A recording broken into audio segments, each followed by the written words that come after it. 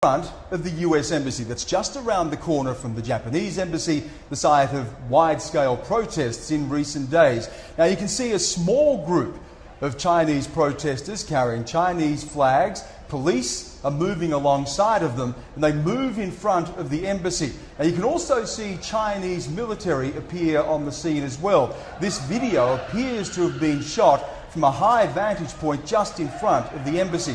Then we see the ambassador's car come into view. Now the protesters move forward and surround the vehicle, blocking its path. At that point, the police move in, trying to disperse the protesters. Now this goes on for several minutes until one of the protesters tries to grab a hold of the US flag on the front of the car. There's some pushing and shoving.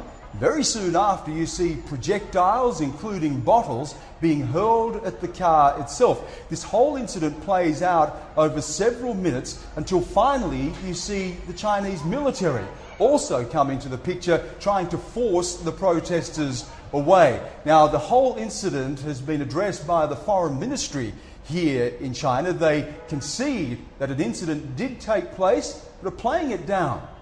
The Chinese government has always abided by the Vienna Convention to protect the safety of foreign institutions and personnel in China. The relevant incident was merely an isolated case.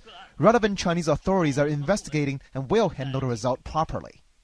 Now, the ambassador, Gary Locke, has been unharmed and the incident eventually passed. But this just shows how tense China is at the moment over this islands dispute involving Japan and China. It seems some Japanese businesses having to close their operations for several days, concerned about the safety of Japanese people inside China. But it's also now put the United States front and centre. The Defence Minister, Leon Panetta, has been in Beijing for top-level talks, trying to reassure China that the United States is staying neutral on this dispute and wants to see it negotiated calmly.